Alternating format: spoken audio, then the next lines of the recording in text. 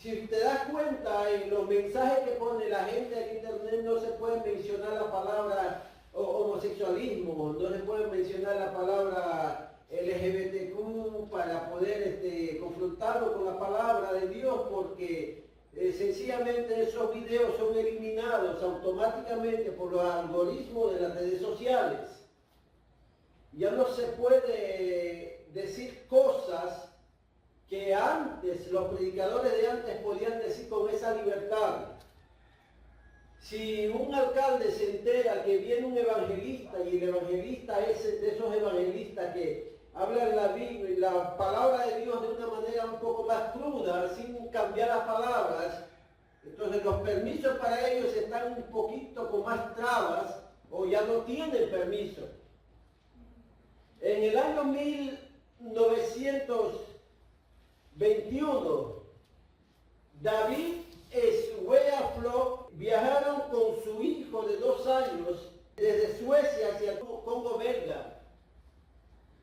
Y cuando llegaron a ese lugar, pidieron permiso a las tribus de allí que les permitieran vivir ahí, ayudar en lo que pueden y hablarles del evangelio. Y los jefes de la tribu le dijeron, no, aquí no queremos que vivas en estas aldeas. Y ellos hicieron una cabaña arriba en una loma de una montaña, en un lugar solo. Nadie hablaba con ellos. Se le murió el niño. Cuando ella da luz, el momento que da luz, ella muere y se queda David con su hija, el viudo David, que se murieron los hijos, con la nena bebé. Entonces la nena bebé no sabe qué hacer con su hija, se va a una comunidad un poco más a la civilización y le regala a su bebé a una familia misionero llamado Erickson. Y la familia de misioneros vuelve a su ciudad y dice, Dios destruyó mi vida, perdí a mis hijos, perdí a mi familia. Dios ha sido malo conmigo y se dedicó al alcohol, se dedicó a sobrevivir como pueda, ya no tenía esperanza, no tenía sueños. Y esta niña, llevada por los misioneros Erickson, lo llevan hacia Estados Unidos. A los 3 añitos lo adoptan otros misioneros en Estados Unidos y esta niña empieza a crecer. Esa niña empieza a estudiar, esa niña empieza a trabajar en la obra de Dios. Porque le adoptaron misioneros y aprendió lo que son misiones. Ya cuando esta niña ya está hecha una mujer, un día ve un artículo misionero con una foto en una loma, una cruz y ahí decía Sueaflo. Y lee el artículo, la historia, que cómo unos misioneros llegaron ahí, perdieron a sus hijos y la niña nació cuando la madre falleció ese mismo momento y cómo esa niña fue llevado a otro lugar. En todo ese tiempo los padres solamente hablaban con un muchacho que le llevaba comida del África, un niño. Y ese niño, ellos le hablaban del Señor y el niño asimiló lo que podía, las cosas de Dios. Y cuando él ve el artículo escrito por un pastor del África, del Congo, cuando ella vio eso, y ella averigua, y era la tumba de su mamá, que hace muchos años falleció cuando le dio a luz a ella, empieza a averiguar quién la adoptó y empieza a llegar a la raíz. Y se va a visitar a su papá. Y le encuentra a su papá alcohólico y dice, Dios ha sido malo conmigo. Dios me destruyó, hija, le dice, destruyó, murió tu mamá, murió tu hermano, yo no sabía qué hacer contigo. Y empieza, y ella le dice, papá, mami no ha muerto en vano. No fue en vano que tú hayas viajado allá. Ese muchacho que te vendía la comida, que tú le hablabas a ese niño aceptó a Jesús y levantó una obra grande allá en el Congo. Hay muchas iglesias nuevas. No digas que Dios es malo. Dios te ha llevado para bendición. La sangre de los mártires es semilla del Evangelio. Y empieza a abrazarle al papá. El papá dice, se levantó una iglesia así, una iglesia de miles de miembros. Miles de personas adoran a Jesús. No digas que Dios destruyó tu vida. Aparentemente era un trágico, pero ahora entiendo que Dios hace cosas hermosas y maravillosas. Esta historia hermosa de un misionero de David y fue a flor. A veces nos preguntamos, ¿vale la pena servir al Señor? ¿Vale la pena aguantar injusticias? ¿Vale la pena luchar? ¿Vale la pena dejar de comer? ¿Vale la pena dejar a veces y viajar a veces demasiado sirviéndole al Señor? ¿Vale la pena de que nos den la espalda muchas veces por predicar el Evangelio? O que nos miren diferente, nos miren raro, nos miren como si nosotros fuéramos algo extraño en esta tierra, nos miren como locos porque predicamos. Sí, vale la pena. Vale la pena, hermanos, vale la pena servirle a nuestro Rey de Reyes y Señor de Señores. Vale la pena, alabado sea el Señor. En estos días, en el mundo cristiano, están celebrando la famosa Cuaresma. ¿Qué es la Cuaresma? Que simboliza los 40 días en que estuvo Jesús en el desierto de Judea. O sea, simboliza el ayuno, el tiempo. Esto se practica en la iglesia católica, la iglesia copta, la iglesia ortodoxa, la iglesia anglicana y algunas iglesias evangélicas y algunas iglesias protestantes europeas. Eso simboliza que cuando Jesús estuvo en el desierto, tuvo hambre y los 40 días se celebra y la gente acostumbra en este tiempo, les voy a usar el color morado, rosa y rojo. Son una práctica de tradiciones religiosas. Mira la palabra que estoy usando, práctica de tradiciones religiosas. Yo fui una vez un tiempo de Cuaresma a visitar una señora, una familia allá en Lima, Perú. Y cuando yo llegué me dijeron lo siguiente, salió una viejita, digo viejita porque tenía como 89 años, algo así, ya casi no podía ni caminar. Y me decía, agarró un látigo como parecido al que les enseñé la vez pasada, un látigo de piel de vaca, seco, trenzado, con un nudo ahí en la punta. Pero ese látigo tenía como 7 nudos ahí, 7 pequeñas puntas. Arrodíllate. Yo dije, pero arrodíllate. Yo me quedé parado, pero ¿para qué? Si ella me dice arrodíllate, está con un látigo, se me viene a la mente, no sé, mami, pero mami nunca me pegaba así. Mami me castigaba de otra manera. Y entra otro muchacho detrás de mí y le dice, arrodíllate. Y este muchacho se arrodilla y agarra el látigo y le da 7 latigazos, pero sin miedo. La poca fuerza que tenía esa señora antes de, ya partió con el Señor, partí con el Señor, le dio 7 latigazos, pero así en la espalda. Él no tenía gabán, casaca, no tenía jaque, estaba con un t-shirt de esos finos de algodón. Y después de darle los 7 latigazos, ella se fue a la cocina y trajo un vaso de Santa Patrás. Santa Patrás es un licor que tomo. Toma tu Santa Patrás y ya le has ayudado a Jesús a soportar el dolor de los latigazos. Tradiciones religiosas. Ya me dice, arrodíllate. Yo dije, no participo de eso.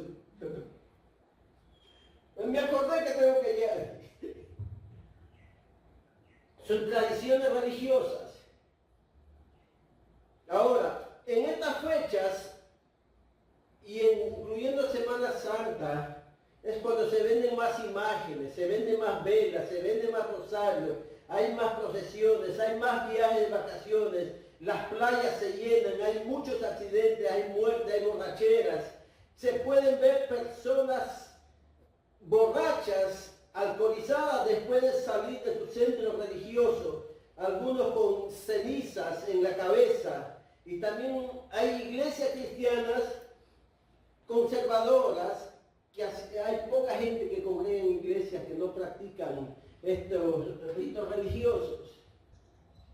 Para los verdaderos hijos de Dios, nuestra renovación con Dios es todos los días.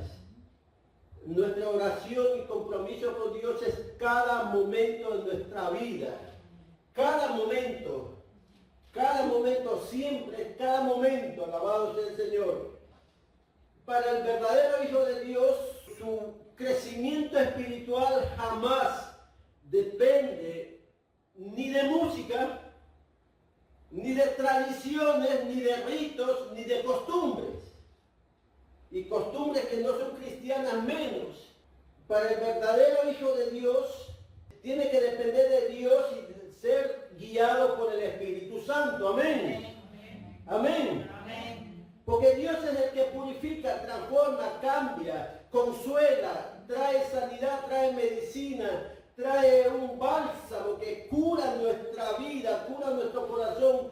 Somos imperfectos, somos hermanos nosotros. Un doctor ahí en psicología nos decía que el ser humano, y eso está en la Biblia, el ser humano siempre está cambiando cada cierta cantidad de años. A veces cambia la manera de pensar, a veces cambia para bien o para mal a veces, y va cambiando todo, su vida, su costumbre, aún a veces cambia la manera de comer, la manera de caminar, la manera de hablar. El ser humano cambia, siempre está cambiando y siempre está aprendiendo. A veces aprendiendo cosas buenas o a veces aprendiendo cosas malas. Entonces uno no puede dejarse guiar por una tradición religiosa. Alabado sea el Señor. El que no cambia es el Señor, siempre nos ama. Amén. Amén. El que no cambia es Jesucristo, que siempre está con los brazos abiertos. Por eso nosotros dependemos de Él siempre. Siempre dependemos de Él y debemos de depender de Él. Alabado sea el Señor. Hay 5 puntos que se deben resaltar en estos días y en todos los días del año. Lo primero es restaurar nuestro altar. O sea, restaurar nuestro altar, según los primeros Reyes 18, 30 y 31, dice, cuando dice Elías, dijo al pueblo, acérquese a mí. Y todo el pueblo se acercó y él arregló el altar de Jehová que estaba arruinado. Y tomando de ellas 12 piedras, conforme al número de las tribus, los hijos de Jacob, el cual habían dado la palabra de Jehová diciendo, Israel será tu nombre. Mira lo que hacían los hombres de Dios. Ellos decían, vamos a acercarnos. Las 12 piedras, las 12 tribus de Israel. Pero ¿para quién estaba haciendo todo eso Elías? ¿Para él o para que todos juntos puedan exaltar el nombre del Señor? Para que él trabajaba para que todos puedan exaltar el nombre del Señor. Yo una vez le dije esto a un apóstol. Si alguien te regala $50,000 y tú le das eso en el banco para que te lo guarden, entonces eso está mal. Porque cuando Elías traía las cosas, cuando traían para hacer el templo, y todo era para adorar al Señor. Con esos $50,000 tú puedes levantar nuevas obras, puedes ayudar a misioneros, puedes ayudar a las personas pobres y necesitadas, puedes ayudar a mucha gente. Pero si tú estás haciendo que toda la congregación trabaje para que tú seas rico, estás mal entonces. Porque los hombres de Dios hacen todo para que la gloria y la honra de Dios sea exaltado. Alabado sea el Señor. En Lucas 19, 45 a 46 vemos a Jesús que se hizo un látigo y empezó a botar a los que venden palomas, a los que comerciantes del templo. quería el dinero de ellos, no. Porque él quería que su casa sea llamada casa de oración y que la gente ore y adore en ese lugar. Él no fue diciendo, mira, yo no dejo vender palomas, pero páguenme algo, ¿sabes? Porque esta es la casa de mi papá, así que tiene que pagarme, porque si no, yo los voy a votar. No, Jesús fue, los votó y dijo, no, mi casa es casa de oración.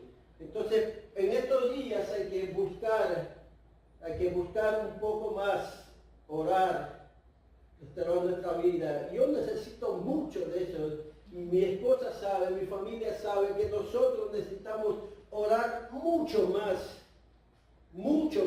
necesitamos, porque hay una carga tremenda. Nosotros los pastores sabemos de todo lo que hablamos, decimos y actuamos, un día daremos cuentas a Dios y la cuenta que daremos va a ser más fuerte todavía porque nosotros se nos encomendó esa responsabilidad de cuidar el rebaño del Señor. Es fuerte, o sea, mucha gente dice, no, pastor, qué bueno, que esto. No, tenemos más responsabilidad, mucha responsabilidad. El segundo punto que podemos hacer en estos días es tiempo de someterse a Dios, someternos a Dios, a la voluntad de Dios. No es lo mismo que una persona ore, se mantenga unido con todo el mundo, y no se someta a Dios. Eso hacen los dictadores. Los dictadores a veces van hasta cultos evangélicos. Ver campaña política, ¿cómo lo vas a ver ahí? A veces en iglesias, cojan iglesias grandes. No, si este es el candidato a gobernador, o este es el candidato a la presidencia, este es el candidato a diputado. Los ves en las iglesias grandes y se mantienen unidos ahí. Pero una cosa es que estar ahí y otra cosa es que se someta a Dios esa persona. Que se someta a la voluntad de Dios. ¿Cuántas veces han mentido a muchos líderes de iglesias y ellos pensando que ese político va a hacer leyes a favor de los niños y a las finales es todo lo contrario?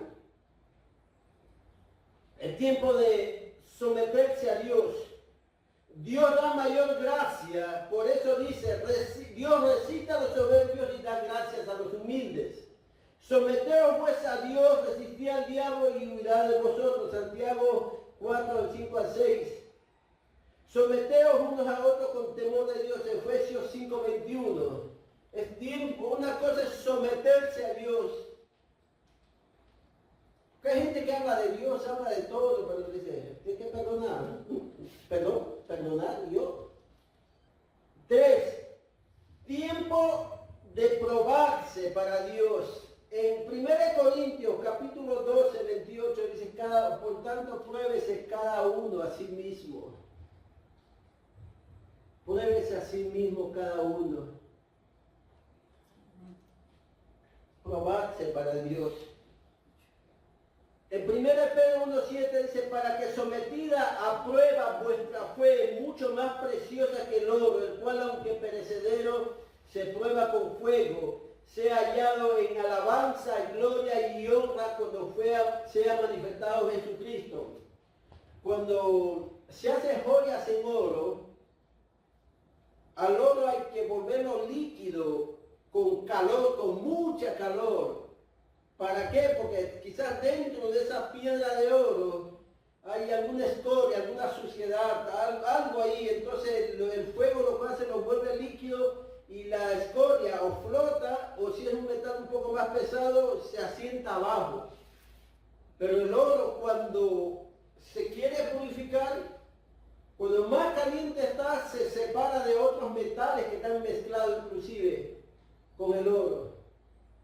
Cuando los japoneses, los chinos, los mongoles hacían espadas, para que la espada sea buena, lo calentaban a rojo vivo. Una vez que lo calentaban a rojo vivo, lo dejaban enfriar en la intemperie. Entonces ese metal se volvía un poco más blando y lo podían calentando ahora poco a poco, darle forma a la espada. Y una vez que tenía la forma de la espada, para que la espada vuelva a hacerse duro y templado y al nivel que pueda coger un filo y que el filo dure, tenía que volverlo a poner a rojo vivo. Y volvían a poner a rojo vivo y después volvían a afilarlo. Y después ponían a rojo vivo la parte del filo para que sea más fuerte todavía. Y lo volvían a poner en aceite frío y así lo hacían para que sea más fuerte.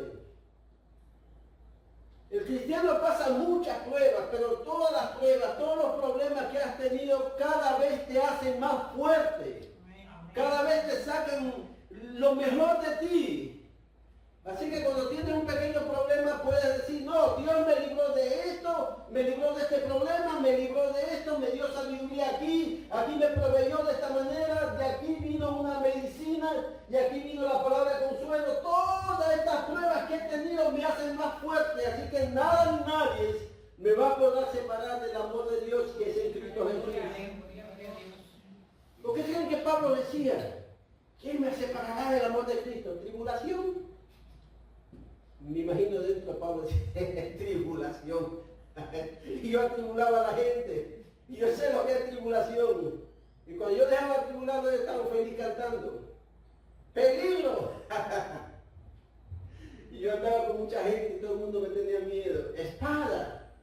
Yo sé lo que es, muy bien lo que es una espada. Soy ciudadano romano. ¡Hambre!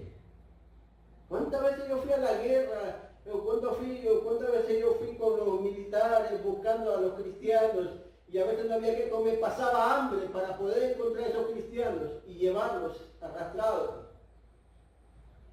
Peligro, espada, ni la vida ni la muerte. Yo he visto cómo los cristianos mueren, he visto cómo muere Esteban, ahí apedreado, viendo la gloria. Y yo al ver a Esteban mirando la gloria de Dios en esa visión y perdonándonos, yo voy a tener miedo a la muerte.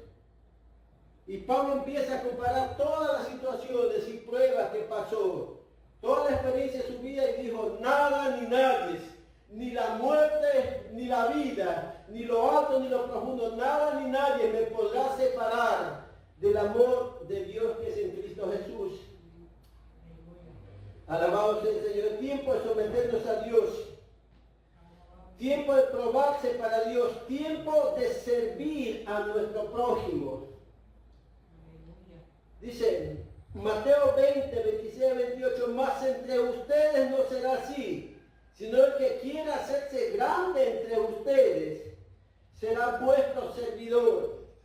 Y el que quiera ser el primero entre ustedes será vuestro siervo, como el Hijo del Hombre no vino para ser servido, sino para servir y para dar su vida en rescate por muchos.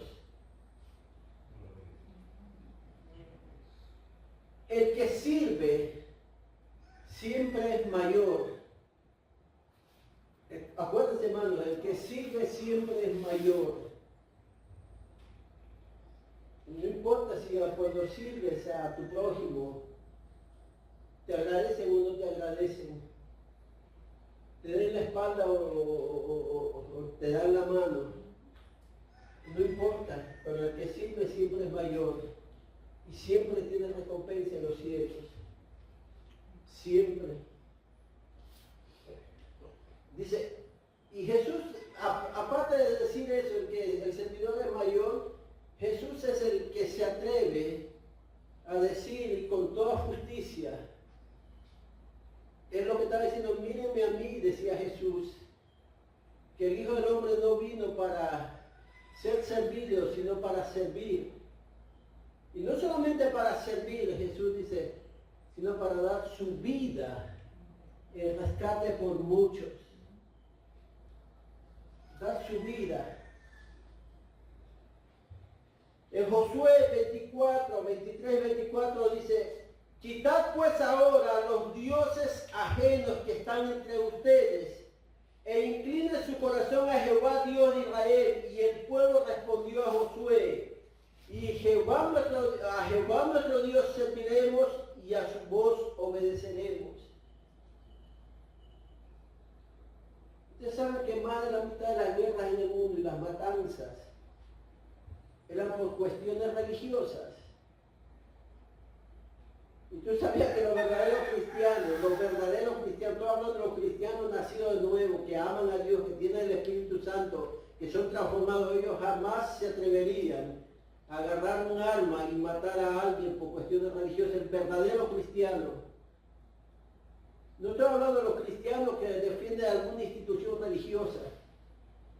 Los verdaderos cristianos jamás, los que son guiados por el Espíritu Santo, jamás agarrarían un arma para matar a alguien. Jamás. Porque son guiados por el Espíritu Santo. Porque sirven a Jesús, que es vida y no muerte. Pero en el mundo, miles de guerras a través de la historia, y casi más de la mitad de esas guerras por cuestiones religiosas, por cuestiones de celos religiosos.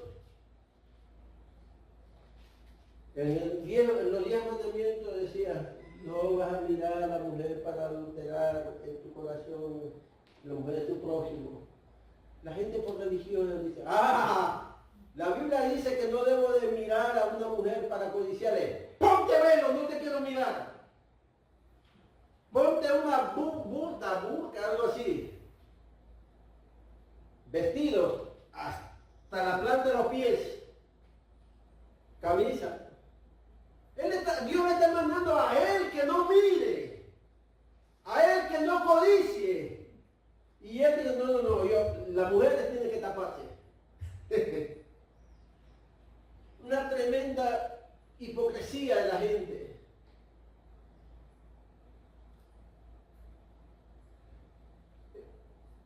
Dios lo manda a él y él dice: no, para yo no pecar, vamos a oprimir a otro grupo de personas. Y a veces sucede de manera inversa. Alabado sea el Señor. Dice que solamente a Dios debemos de obedecerlo. Había unos judíos sangrantes que se llaman, ellos eran más todavía fanáticos, se ponían, y ellos caminaban así, mirando al piso. Ellos no miraban arriba, miraban al piso. Y a veces cuando miraban al piso, y no se dan cuenta que era un poste y se golpeaban con el poste. Cuando lo llamaban judíos sangrantes. Ahora no, ahora hay mucha gente que mira al piso, pero mira al piso porque está así. ¡Ay! Y se cae, se golpea. En ese tiempo la gente tiene que entender que a Dios debemos de obedecerlo y servirlo. Amén. Amén. El tiempo de dar lo mejor a Dios. El punto número 5. Vino a él una mujer con un vaso de alabastro, de perfume de gran precio, y lo derramó sobre la cabeza de él. Y estando sentado a la mesa, al ver esto, los discípulos se enojaron diciendo: ¿para qué este desperdicio? Mira la diferencia. Hay gente que le da al Señor algo carísimo y derrama el perfume sobre nuestro Señor. El cuerpo de nuestro Señor, Jesús lo dijo: no, está preparando mi cuerpo para mi muerte. Y el cuerpo del Señor olía ese perfume agradable. Pero el interesado por el dinero dice: no, se perdió ahí. Ese chavo debería haberlo dado a mí para yo repartir a los pobres. Embustero. Para repartir a los pobres. Hay gente que dice: siembra, trae tu bendición. Y a veces todo el proyecto, el dinero que se junta para ese proyecto no se gasta en todo. Eso queda en manos de personas que aprovechan de otra manera ese dinero.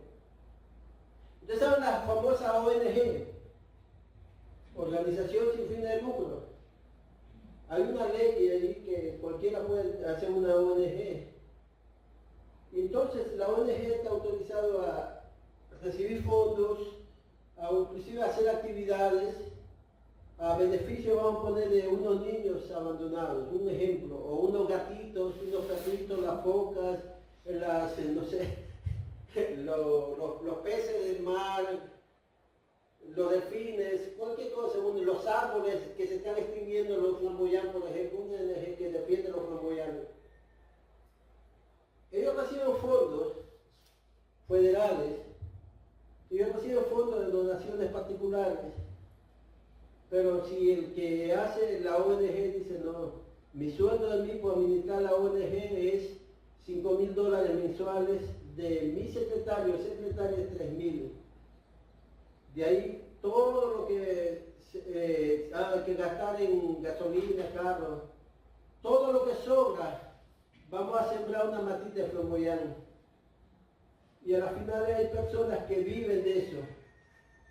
Y siempre, no vamos a sembrar 10 flamboyantes ahí por un ensayo ahí. ONG sembró 10 flamboyantes, pero las personas beneficiándose de esa situación, no pagan impuestos, reciben dinero estable todos los meses y viven de eso. Algo parecido sucede en el mundo cristiano.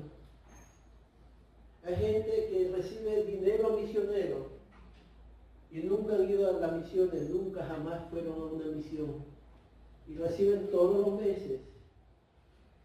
Y cuando les dicen, no, Dios me dio este ministerio,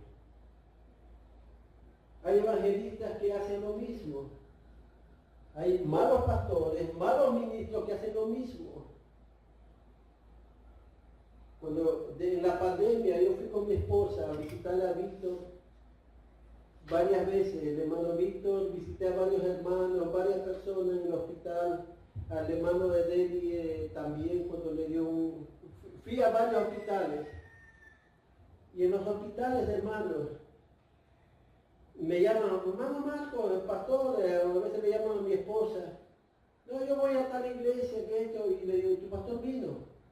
No. Yo sé que ese pastor no tiene un trabajo secular. Yo sé que la iglesia tiene una solvencia para que le ayuda muy bien ese pastor, pero no aparece. No aparecen donde hay necesidad. No aparecen cuando las ovejas necesitan de ellos. No están ahí. Digo, no te preocupes, hermanita, vamos a orar, vamos a cantar. Dale, vamos a cantar y cantamos, oramos, lo animamos. La Biblia dice que hay que servir a Dios y dar lo mejor para Dios.